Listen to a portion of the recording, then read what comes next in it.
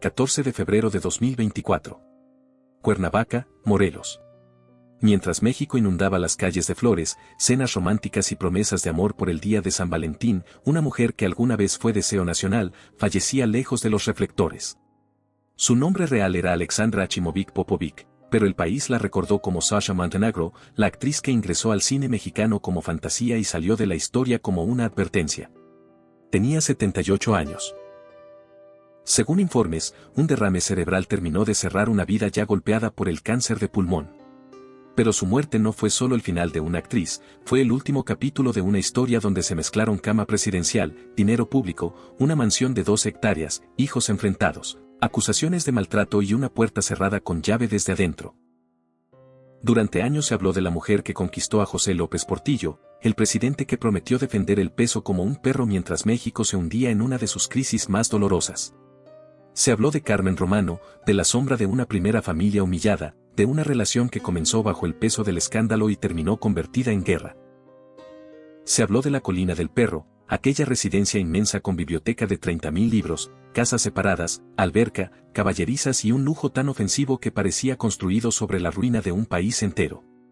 Pero lo que casi nadie cuenta es lo que ocurrió cuando el poder dejó de protegerla. Según versiones de prensa, en los últimos días de López Portillo, Sasha salió de la casa después de una crisis familiar. Sus propios hijos le pidieron que se fuera y cuando intentó regresar, las cerraduras ya habían sido cambiadas. La mujer que creyó haber encontrado un refugio en el apellido presidencial descubrió que el poder no abraza, el poder encierra y cuando ya no te necesita, te deja afuera. Si aún no te has suscrito, hazlo ahora para no perderte más historias como esta. Hoy vas a ver cómo una estrella del cine de ficheras llegó al corazón del poder mexicano. Como una mansión se volvió maldición y como el matrimonio que debía salvarla terminó devorándola. Pero para entender esa caída hay que volver al principio. Cuando Sasha aún creía que la belleza podía comprar seguridad. Todo comenzó lejos de México. Bari, Italia, 1946. Europa todavía olía a guerra, a ruinas, a familias rotas, a apellidos que habían perdido tierras, títulos, casas, muebles, retratos, todo eso que antes parecía eterno.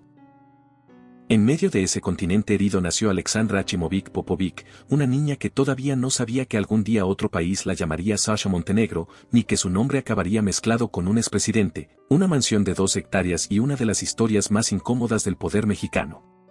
Su familia venía de la antigua Yugoslavia, de esa región marcada por guerras, desplazamientos y orgullos rotos. Según distintas versiones biográficas, arrastraban un pasado de origen aristocrático, pero la historia no respeta linajes cuando llega con botas militares. Perdieron estabilidad, perdieron patrimonio, perdieron la sensación de pertenecer a un lugar. Y cuando una familia pierde eso, los hijos crecen con una idea clavada en el pecho. Algún día nadie me volverá a sacar de ningún sitio. Guarda esa idea porque va a perseguir a Sasha durante toda su vida. Primero fue Argentina, después México. En 1969 con 23 años, Alexandra llegó a un país que no era suyo, pero que estaba hambriento de rostros nuevos, cuerpos nuevos, fantasías nuevas. La Ciudad de México era ruido, humo, estudios de cine, cabarets, productores mirando desde las sombras y una industria que podía convertir a una desconocida en estrella, pero también devorarla sin dejar rastro. Ella traía una belleza distinta. No era la belleza mexicana tradicional. Tenía algo frío, europeo, distante, una presencia que hacía que la gente volteara, ojos de mujer que parecía haber visto más de lo que contaba, un cuerpo que la cámara entendió antes que los críticos. Entonces nació Sasha Montenegro. El nombre sonaba exótico, peligroso, imposible de olvidar, y México la adoptó con la misma velocidad con la que después la juzgaría. En los años 70, el cine de ficheras estalló como una válvula de escape para un país lleno de doble moral. Afuera, familias conservadoras hablaban de decencia. Adentro de los cines, los hombres llenaban las salas para ver a mujeres como Sasha dominar la pantalla con una libertad que escandalizaba y fascinaba al mismo tiempo. Sasha no solo aparecía, Sasha ocupaba el cuadro. Caminaba como si supiera que todos la estaban mirando. Sonreía como si ese poder no le costara nada, pero sí le costaba, porque en esa industria la belleza era una moneda que se gastaba todos los días.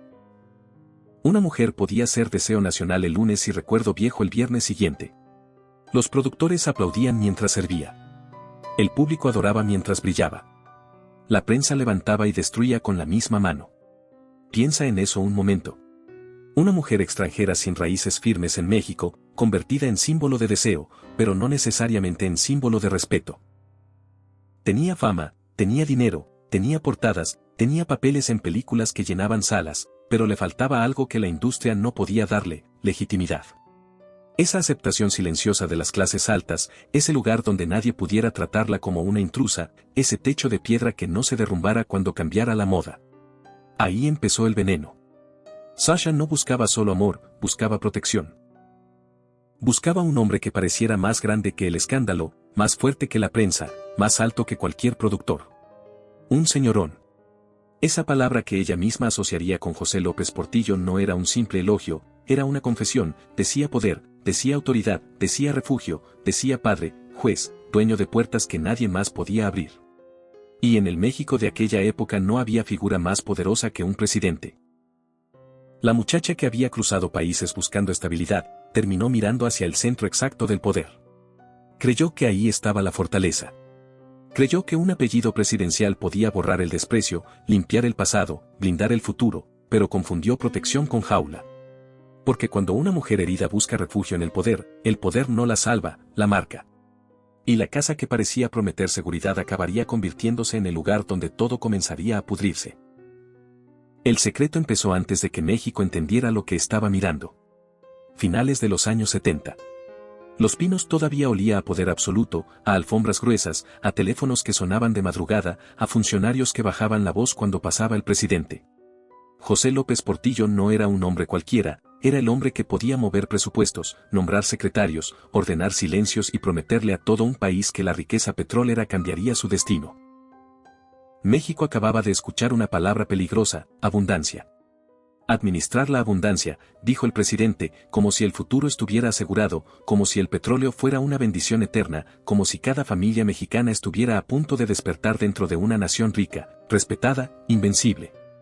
Las cámaras lo grababan, los periódicos repetían sus frases, los empresarios sonreían, los funcionarios aplaudían. Y mientras el país creía estar entrando en una era dorada, dentro del corazón del poder comenzaba otra historia, una historia más íntima, más incómoda, más sucia. Sasha Montenegro ya no era solo una actriz de películas atrevidas. Era una presencia que incomodaba porque no pedía permiso para existir.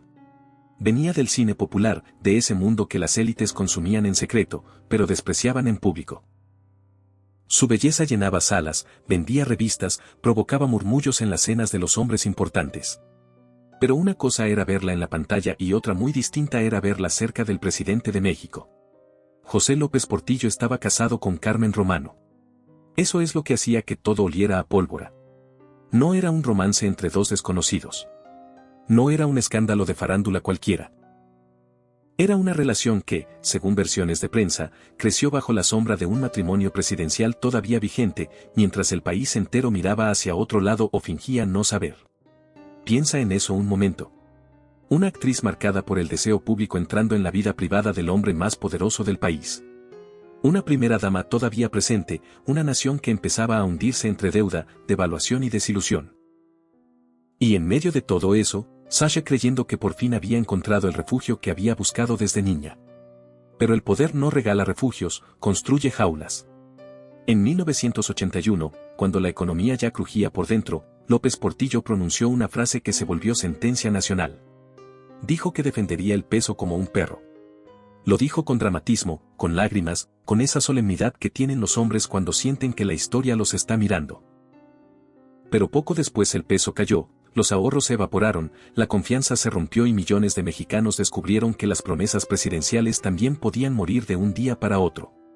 Y entonces apareció el símbolo más brutal de esa contradicción. La colina del perro. No era una casa. Era una provocación, una propiedad inmensa de unas 12 hectáreas, levantada en una zona privilegiada, rodeada de muros, rumores y resentimiento popular. Se habló de 4 casas, de una biblioteca con decenas de miles de libros, de espacios privados, de lujos imposibles de explicar en un país donde la gente hacía cuentas para sobrevivir. También se habló de cifras millonarias, de préstamos poco claros, de favores entre hombres poderosos. Nada de eso sonaba a amor, sonaba a impunidad. Y ahí está la parte que vuelve esta historia tan amarga. Sasha buscaba seguridad, respeto, una puerta de entrada al mundo que antes la miraba por encima del hombro, pero terminó convertida en el rostro femenino de una ofensa nacional. Para muchos, ella dejó de ser la estrella exótica del cine y pasó a representar todo lo que México odiaba de aquella época. El exceso, el privilegio, el cinismo, la riqueza exhibida mientras el país pagaba la factura. La colina del perro no protegía a nadie, guardaba secretos. Dentro de esos muros no solo vivía una pareja, vivía una deuda moral, vivía el eco de Carmen Romano, vivía el enojo de los hijos del primer matrimonio, vivía la vergüenza de un país que había sido invitado a soñar con abundancia y despertó contando pérdidas. Sasha pensó que al entrar en esa casa quedaba a salvo, pero la casa ya venía podrida desde sus cimientos. Porque cuando una mansión nace del escándalo, tarde o temprano deja de ser refugio y se convierte en prueba. Y lo peor todavía no había nacido del todo. Dentro de esa historia llegarían los hijos, la herencia, las cerraduras cambiadas y una guerra familiar que demostraría que ningún muro, por alto que sea, puede detener la podredumbre cuando ya viene desde adentro. No olvides suscribirte para seguir descubriendo historias que nadie más te cuenta.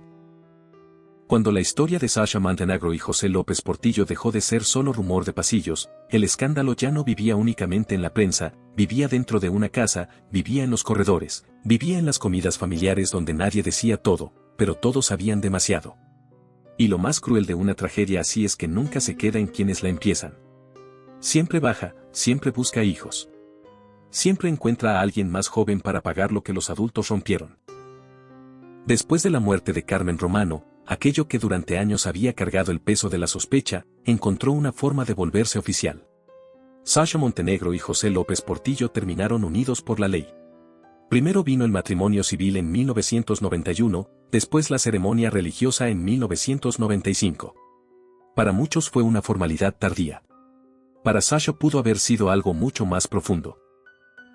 Era la prueba que había perseguido durante años, la señal de que ya no era solo la actriz señalada, la amante mencionada en voz baja, la mujer que había entrado por una puerta incómoda al mundo del poder. Ahora tenía un apellido, tenía papeles, tenía una posición. Pero los papeles no curan el desprecio. De esa unión nacieron Nabila en 1985 y Alexander en 1987. Dos hijos que llegaron al mundo cuando la historia ya estaba cargada de sombras. Antes de que pudieran entender qué significaba el apellido López Portillo, ya lo llevaban encima como una marca. Antes de saber qué era la colina del perro, ya vivían dentro de ella. Y crecer ahí no era crecer en una casa, era crecer dentro de un símbolo nacional de exceso, resentimiento y sospecha. Imagínalo un momento.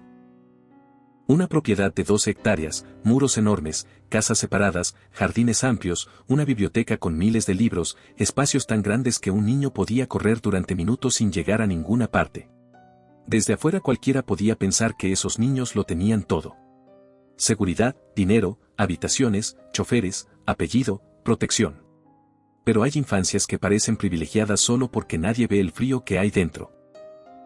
Porque Nabila y Alexander no crecieron en una mansión normal, crecieron en el lugar que México usaba como ejemplo de una época herida. Afuera, el país recordaba la crisis, la devaluación, la frase del peso defendido como un perro. Afuera, la gente veía a su madre como una intrusa y a su padre como un símbolo de promesas rotas. Afuera, cada piedra de esa casa parecía tener una acusación pegada y adentro tampoco había paz. Los hijos del primer matrimonio de López Portillo estaban ahí como una presencia constante, aunque no siempre hicieran falta palabras. José Ramón, Carmen y Paulina representaban otra familia, otra historia, otra herida. Para ellos, según versiones de prensa, Sasha no era simplemente la nueva esposa de su padre. Era la mujer que había ocupado un lugar prohibido, la que había entrado cuando todavía existía una primera familia, la que con el paso de los años podía disputar afectos, propiedades, memoria y herencia. Así que los hijos pequeños crecieron entre dos bandos que nunca terminaron de reconciliarse. Eran hijos de Sasha, pero también hijos de López Portillo. Pertenecían a una madre señalada y a un padre que cargaba el peso de una presidencia polémica. No podían elegir de qué lado nacer, solo podían aprender a respirar en medio del conflicto. Y mientras ellos crecían, el hombre que había parecido invencible empezaba a encogerse. López Portillo envejecía. El poder se le iba de las manos como agua. Ya no era el presidente que llenaba salones con una orden. Era un hombre mayor, enfermo, encerrado entre recuerdos, reclamos y cuentas pendientes. Sasha, por su parte, también estaba atrapada. La belleza que un día le abrió puertas ya no bastaba para detener la hostilidad. La casa que debía protegerla empezó a parecer una prisión elegante. Ahí está la herida más profunda. Los adultos habían construido una vida sobre deseo, poder, dinero y necesidad de reconocimiento. Pero los hijos heredaron el ruido, heredaron las miradas, heredaron el resentimiento, heredaron una mansión donde cada pasillo parecía preguntar quién tenía derecho a quedarse. Nabila y Alexander tuvieron juguetes, habitaciones, apellido y una historia que los periódicos nunca dejaron descansar. Pero no tuvieron algo más simple. Una infancia limpia, una mesa sin enemigos invisibles, un hogar donde la palabra familia no sonara a juicio pendiente. La colina del perro no protegía a nadie, ni siquiera a los niños que crecieron dentro. Y cuando la salud de López Portillo comenzó a quebrarse de verdad, todo lo que había estado contenido bajo los techos de esa mansión salió a la superficie.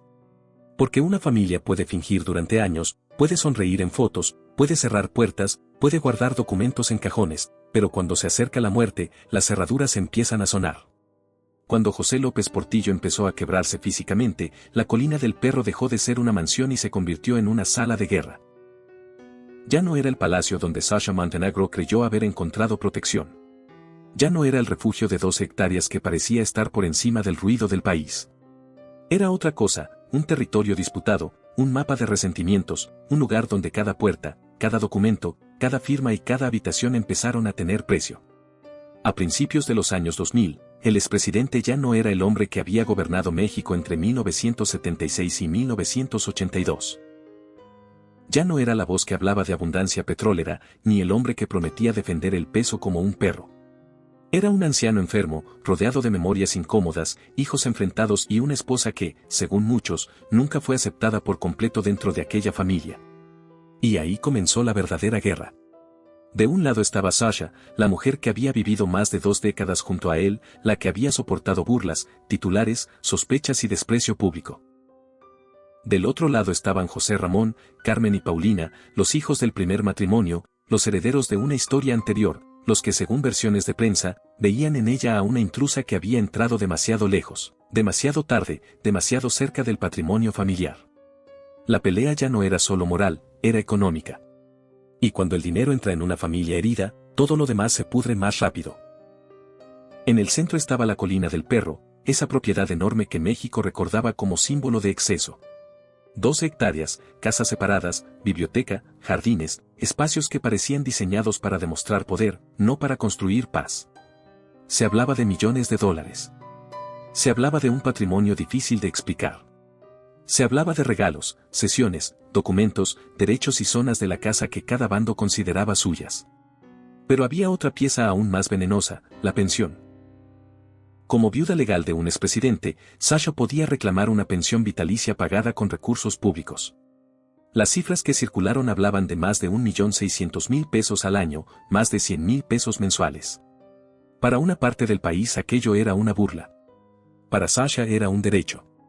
Para la familia política era otra razón para pelear y para los periódicos era gasolina pura. Entonces llegó el golpe más brutal. López Portillo pidió el divorcio en sus últimos días. Piensa en eso un momento. Después de años de escándalo, después de hijos, ceremonias, fotografías, defensas públicas y batallas compartidas, el hombre que alguna vez representó para Sasha la protección máxima, terminó intentando separarse de ella cuando su cuerpo ya estaba vencido. Según versiones de prensa, en ese proceso aparecieron acusaciones de maltrato físico y psicológico contra Sasha. Acusaciones graves, dolorosas, difíciles de separar del ambiente de odio que ya consumía esa casa. Ella quedó atrapada en una imagen terrible. La actriz que un día fue deseada por medio México, ahora aparecía señalada como la mujer acusada de maltratar a un expresidente enfermo. Pero como ocurre en las guerras familiares, cada parte tenía su versión. Cada testimonio venía cargado de interés. Cada lágrima podía ser dolor verdadero o estrategia legal. Nada era limpio. El 17 de febrero de 2004, José López Portillo murió por complicaciones de salud antes de que el divorcio quedara concluido y esa muerte cambió todo. Legalmente, Sasha seguía siendo su viuda. Conservaba una posición que muchos querían arrebatarle. Había ganado en el papel. Pero hay victorias que no parecen victorias, porque para entonces la casa ya estaba rota, la familia ya estaba partida, los hijos ya habían aprendido que el amor podía irse en demanda, que un apellido podía pesar más que una tumba y que los adultos eran capaces de convertir el final de una vida en una lucha por llaves, firmas y dinero. Sasha creyó que sobrevivir legalmente era salvarse, pero la colina del perro no protegía a nadie, solo esperaba el momento exacto para cerrar sus puertas. Febrero de 2004. La colina del perro ya no parecía una mansión, parecía un animal herido respirando detrás de sus muros. Afuera, la ciudad seguía moviéndose como si nada. Adentro, cada pasillo cargaba años de resentimiento. Cada puerta parecía cerrarse con más fuerza. Cada mirada escondía una cuenta pendiente. José López Portillo estaba enfermo, muy enfermo. Y cuando un hombre que fue presidente empieza a perder el cuerpo, todos los que vivieron bajo su sombra empiezan a disputar lo que queda de su poder. Sasha Montenegro estaba ahí en la casa que durante años había defendido como si fuera la prueba de que su sacrificio había valido la pena, esa casa de 12 hectáreas, esa casa señalada, esa casa burlada por todo México, la casa que debía protegerla. Pero esa noche o esos días finales, según lo que ella misma contaría después, la protección se rompió por completo. Hubo una discusión, no una discusión cualquiera. Sasha habló más tarde de una situación muy triste y grave. Una de esas frases que dicen poco pero dejan ver demasiado. Según su versión, el conflicto escaló hasta un punto tan oscuro que tuvo que llamar al 911. Imagina esa escena. La mujer que un día entró al círculo presidencial buscando seguridad, marcando un número de emergencia desde la casa del expresidente de México. No desde un barrio perdido, no desde una habitación de hotel, desde la colina del perro, desde el símbolo máximo de la protección que nunca la protegió. La policía llegó. Los agentes vieron lo suficiente para recomendarle que siguiera el camino legal, denunciar, proceder, defenderse. Pero en las tragedias familiares, la ley casi siempre llega tarde, porque antes de la ley están los hijos. Y ahí viene el detalle que parte esta historia en dos. Según contó Sasha, no siguió el consejo de los policías, escuchó a sus hijos. Nabila y Alexander, los mismos niños que habían crecido entre muros inmensos, rumores nacionales y una familia dividida, le pidieron que se fuera. Le rogaron que saliera de la casa, no porque no la quisieran, no porque estuvieran del otro lado, sino porque ya no soportaban ver cómo la guerra entre adultos podía terminar en algo peor. Piensa en eso un momento. Los hijos no estaban pidiendo una herencia, no estaban pidiendo una propiedad, estaban pidiendo silencio, aire, distancia, un momento sin gritos, un minuto sin miedo. Y Sasha obedeció. Salió de la mansión, se apartó del lugar que había defendido durante años. Tal vez pensó que era una pausa. Tal vez creyó que volvería cuando las aguas bajaran. Tal vez imaginó que después de 20 años de vida junto a López Portillo, nadie se atrevería a tratarla como una extraña. Pero el poder nunca avisa cuando va a cerrar la puerta, solo la cierra. Mientras el expresidente era trasladado al hospital, la otra familia se movió rápido. Según versiones relatadas por la propia Sasha y retomadas por la prensa, las cerraduras fueron cambiadas. La entrada quedó bloqueada. La mujer que había vivido ahí, la esposa legal, la madre de 2 hijos de López Portillo, quedó fuera, no simbólicamente, fuera de verdad, frente a la puerta, frente a los muros, frente al monstruo que ella misma había ayudado a alimentar. Y entonces la frase se volvió una maldición perfecta. La colina del perro.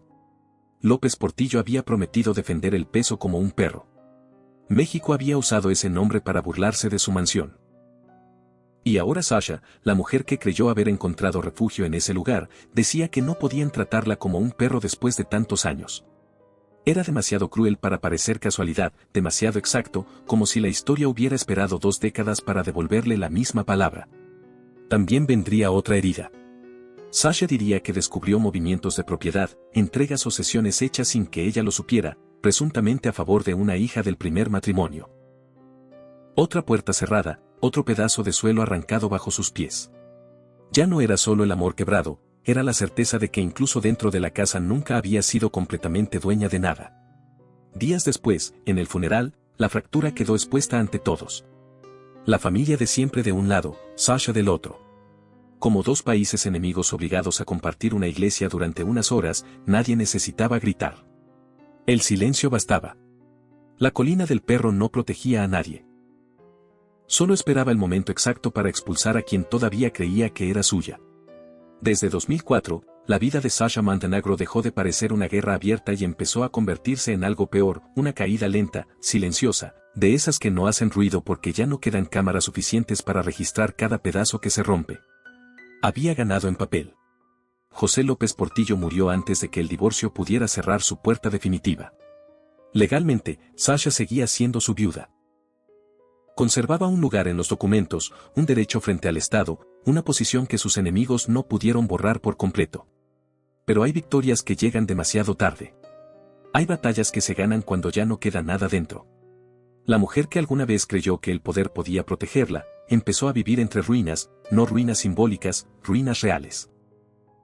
La colina del perro, aquella mansión de 2 hectáreas que había sido promesa, escándalo y jaula, comenzó a deshacerse como se deshacen los imperios familiares cuando todos quieren una parte y nadie quiere cargar con la vergüenza. Los muros que un día separaron a Sasha del mundo empezaron a perder sentido. Los jardines dejaron de parecer eternos. La biblioteca con miles de libros, los salones, los espacios enormes, todo eso que había sido presentado como grandeza, comenzó a volverse carga. Piensa en eso un momento. Durante años, Sasha soportó insultos, juicios, portadas, desprecio social y guerra familiar para sostener una casa que al final tampoco pudo sostenerla a ella. La colina del perro no protegía a nadie, solo tardaba más en derrumbarse. Con el paso del tiempo, la propiedad fue perdiendo su aura de fortaleza. Se habló de divisiones, ventas, abandono, proyectos nuevos. Lo que antes fue símbolo de poder presidencial terminó reducido a terreno útil para otros negocios. En 2018 llegó la imagen final, la más cruel para cualquiera que entienda la ironía. Las máquinas entraron, el concreto cayó. Los restos de aquel palacio asociado al exceso de los años 80 fueron demolidos para dejar paso a un desarrollo residencial llamado La Toscana. La casa que había provocado odio nacional terminó convertida en escombro y Sasha seguía viva para verlo. Ya no era la actriz que llenaba las pantallas del cine popular. Ya no era la mujer que aparecía en portadas con una belleza que parecía invencible. Ya no era la esposa del expresidente rodeada de escándalo. Era una mujer mayor, cada vez más lejos del ruido, refugiada en Cuernavaca, en esa ciudad donde el clima parece prometer primavera eterna, aunque por dentro todo esté en invierno. Después vino otro golpe, las pensiones presidenciales. Ese privilegio que durante años había marcado la diferencia entre seguir sosteniendo una vida de viuda del poder y enfrentar una realidad más dura fueron eliminadas bajo el nuevo discurso político de austeridad. Para muchos ciudadanos fue justicia, para Sasha fue el derrumbe de otro pilar. El dinero que alguna vez la hizo blanco de críticas ya no podía blindarla del desgaste. Entonces quedó el cuerpo y el cuerpo también empezó a fallar. El cáncer de pulmón avanzó en silencio, como si la vida hubiera decidido apagarla sin espectáculo. No hubo regreso triunfal, no hubo redención pública, no hubo una última escena frente a la cámara para explicar su versión completa, solo enfermedad, retiro y una memoria cargada de nombres que todavía dolían. López Portillo, Carmen Romano, La Colina, Las Herraduras, Los Hijos, La Pensión, El Escándalo. El 14 de febrero de 2024, Sasha Montenegro murió en Cuernavaca. Día del Amor. Qué ironía tan brutal para una mujer cuya historia entera pareció una búsqueda desesperada de protección. No murió pobre de historia, murió cargada de ella. Y cuando se fue, ya no quedaba la mansión, ya no quedaba el poder, ya no quedaba el país que la convirtió en fantasía y luego en culpable. Solo quedaba una pregunta flotando sobre los escombros. ¿Se puede llamar triunfo a sobrevivir cuando todo lo que buscabas te dejó sola? Después de tantos años de escándalo, dinero, pleitos y puertas cerradas, la historia de Sasha Montenegro no termina en una mansión, termina en una pregunta. ¿Qué queda de una vida cuando todo lo que parecía protegerte desaparece? La colina del perro fue demolida. La casa que alguna vez representó lujo, poder y desafío terminó convertida en polvo bajo las máquinas. 12 hectáreas de orgullo, rumores, bibliotecas, jardines y resentimiento nacional desaparecieron para dar paso a otro proyecto con otro nombre, como si el cemento pudiera borrar lo que ocurrió ahí dentro. Pero hay lugares que no se borran, aunque los tumben. Siguen vivos en la memoria de quienes fueron encerrados por ellos. Sasha también se fue apagando. Ya no era la mujer que paralizaba cámaras en los años 70. Ya no era la figura que provocaba susurros en el cine, ni la esposa incómoda del expresidente, ni la viuda que peleaba derechos frente a una familia partida. En sus últimos años vivió lejos del ruido en Cuernavaca, con la salud debilitada, marcada por el cáncer de pulmón y por ese derrame cerebral que terminó cerrando la historia el 14 de febrero de 2024. Día de San Valentín. ¡Qué ironía tan cruel! La mujer que buscó amor, protección y pertenencia murió el día en que el mundo celebra promesas que muchas veces nadie cumple. Pero si hay una posibilidad de redención en esta historia, no está en Sasha, está en los hijos que sobrevivieron al veneno. Nabila y Alexander crecieron dentro de una guerra que no escogieron. Nacieron con apellido presidencial, pero también con una carga que ningún niño debería llevar. Vieron el poder desde adentro, no como lo imaginan los de afuera, sino como una casa fría donde el dinero no alcanza para comprar paz. Y aún así no eligieron repetir el espectáculo. Nabila tomó otro camino, lejos de la política, lejos del escándalo, lejos de esa necesidad de estar siempre bajo reflectores. Se acercó al arte, a una vida más silenciosa, más propia. Alexander eligió todavía más distancia, casi invisible, casi ausente de ese mundo que devora apellidos para convertirlos en titulares. Tal vez esa fue su forma de romper el ciclo, no gritando, no demandando atención, no convirtiendo la tragedia de sus padres en una carrera pública, solo alejándose, solo negándose a vivir para alimentar la misma maquinaria que destruyó a su familia. Piensa en eso un momento. Sasha buscó respeto en el poder. López Portillo buscó deseo en la juventud. La familia buscó justicia en la herencia. Y al final lo único que pareció tener sentido fue el silencio de quienes decidieron no seguir peleando frente a las cámaras. La colina del perro no protegía a nadie, ni al presidente, ni a la actriz, ni a los hijos, porque ninguna casa construida sobre secreto puede convertirse en hogar. Sasha Montenegro no fue solo víctima, tampoco fue solo culpable. Fue una mujer herida que confundió poder con salvación y terminó pagando el precio de acercarse demasiado a un mundo que nunca abraza, solo utiliza. El dinero puede comprar mansiones, abogados, apellidos y ceremonias, pero no puede comprar una infancia limpia, no puede comprar una familia en paz, no puede comprar el derecho a morir sin preguntas. Y esa es la verdadera herencia, no la pensión, no la casa, no el apellido presidencial. La verdadera herencia fue una advertencia. Cuando una mujer entra al poder buscando refugio, debe saber que el poder nunca abre la puerta gratis. Tarde o temprano cambia la cerradura. Si esta historia te impactó tanto como a nosotros, suscríbete ahora para no perderte más contenido como este.